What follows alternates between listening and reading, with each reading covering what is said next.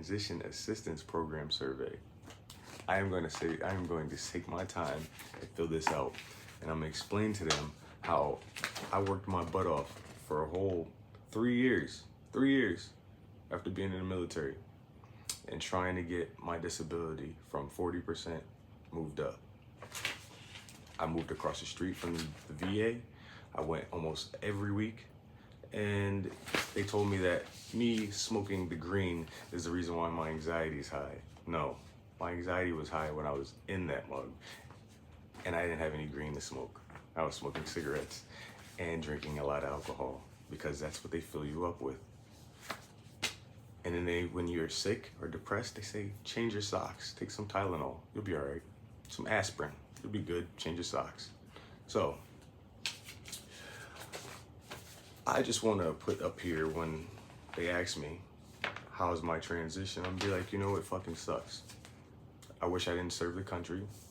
I see the shit that you guys are doing, pulling, and honestly, if I could be from somewhere else, I probably would. Not, because you know what, at the end of the day, I've been a lot of places, and I realized that America is still the best place to be because everything else wants to kill you, the elements, blah, blah, blah. I just gotta worry about the people here and some mosquitoes, maybe a rattlesnake here and there if I go down to Texas or some far place in Connecticut. But other than that, my transition from the military has been bull. And all my friends that I know, they're all depressed.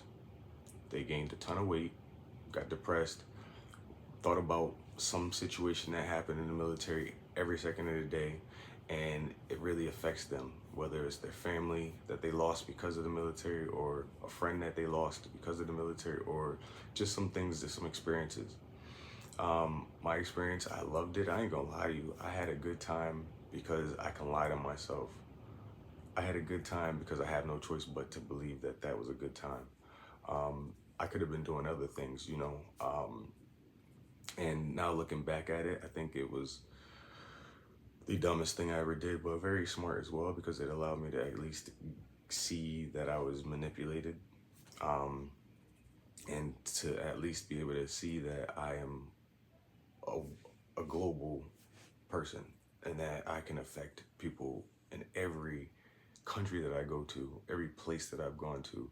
And if I just set in my mind that I want to do something positive, I can do so. So a lot of my rehab from my post-service has become not due to therapy, going to therapy, or any VA help, because honestly, they didn't help me at all. They just want you to get on something, get addicted to something, so that they don't have to pay you every month for the rest of your life. I'm a very healthy person, and I'm gonna make them pay for the bull that they gave me. So I am in great shape, as you see, as you know, and I'm gonna answer this survey correctly, and I'm gonna send it back to them. And yeah, we'll see. But I don't expect anything good from this. I don't expect anything to change. Yeah. Now I also heard that they no longer have to take fitness tests or anything in the military. They could just be fat asses in the military, and it's really insane because they're nothing but fat asses in the military. People are so depressed, and they're mobily depressed, and they don't know that they're depressed. And it's sad because they can revamp that whole everything and make it that these people can do something more than get 1.5 or whatever days a month of leave. Like the stress that you guys put us through, 24 hours a day, 365, signing that contract is not worth the small amount of days off that you give us. And then they try to say, oh, if you work your butt off, you'll get Westpac. You'll be able to go to the West Coast. Listen, the West Coast seems very easy. Like it seems like they don't do much of anything, honestly. And compared to where I was in Japan and being in the East Coast, or It's a breeze. The left coast is a real thing. So if you are trying to join the Navy or join the military at all, do your research. I didn't. I didn't do research at all, and I got every bit of that ass whooping because I didn't. But the benefits are well. Like, you know, if you can go in the military, I would tell people as soon as you get in, start complaining about something. Go complain about some ailment, whatever. If you ever have any issues, complain about it. Go to medical and complain about it. If you have shin splints, complain about it. If your feet hurt, complain about it. If your neck hurts, complain about it. If you have a migraine, complain about it. If you have a cold, complain about it. Everything counts later on at the end of the day for the rest of your life. It's gonna benefit you. So my ego was telling me not to go. I had shin splints, plantar fasciitis. I could have got separated 100% from the military from the minute I got in there, but I just wasn't educated. I didn't put in the work, and they don't allow you to do the work. If they don't like you, they're not going to tell you information. So, you know, automatically I looked like this and I had the body, and they knew that I wasn't supposed to be there. So they treated me like ass. And then when I stood up for myself, then they started being like, oh. So, yeah. I say it to myself. I say it to people all the time. They ask me what my experience is. I said, listen, if you're willing to go hang out with people that are unathletic, that are born to just go to the military and serve their country and no other purpose, then you can do it. But if you aren't that minded, that type of mind, if you're an open-minded person, a very broad-minded person like myself, my mind was never on that ship. It was always outside of that ship. Being on the ship or being in the military is not for you. There are way too many social media things you could do. There are way too many things you can do out in the world because I'm telling you, there are nothing but, I'm not gonna say nothing but a lot of the times, people who don't have power join the military, and their family or whoever builds power for them, and their name holds weight. Sort of like LeBron and his kid. Your family is in the military. Let's say I go in, all right, and then my nephew or my cousin or my brother or somebody comes in. They have that same last name, so it holds weight. So yeah, I don't get down with favoritism and all that stuff. Like, if somebody could do the job, they could do the job. Everything's very political. And I'll tell you this much. When you are an African American male, or you're a male of color or a person of color, you have to know the political game, especially when you're dealing with something like that, because those people will crucify you for not knowing or even understanding their language.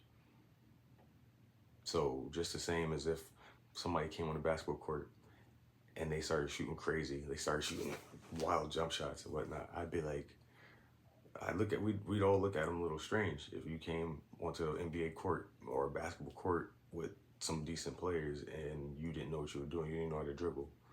That was me.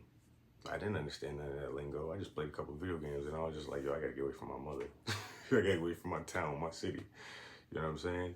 And yeah, I'm not gonna say it backfired, but it just didn't go the way I wanted it to. You know, it was a lot of it was my part, but everything was my part, honestly. So just be aware of what you do.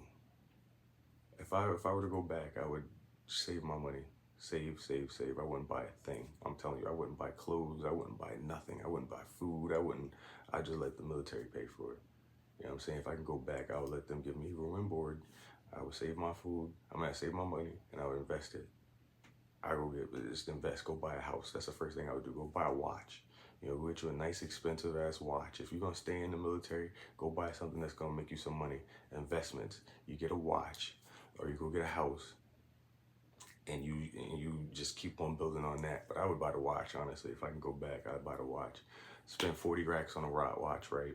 By the time you get out, probably like 100, maybe 50, 60, 70. You never know. You never know, depending on how long you stay in. But that's just what I would do, because everything else, money, the value of the dollar is going down. So if I could put it into investing for art or something like that instead, then you'll be better off. I would have been better off, you know, because at least I could have sold that off and got that 50, 60K, you know what I'm saying?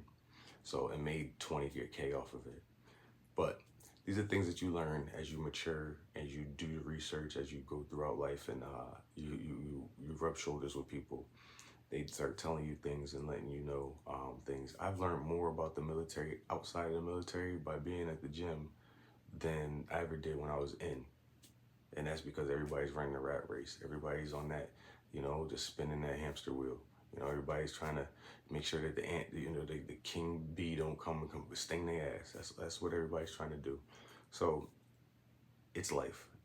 It's an open cult. Like it's an open secret society that's right in your face. And if you ask me, I wouldn't tell anybody to join that shit unless you're trying to be an officer. So that's just my synopsis of, or that's my little story about how if I would join the military in this stupid ass survey, because I don't expect them to change anything. So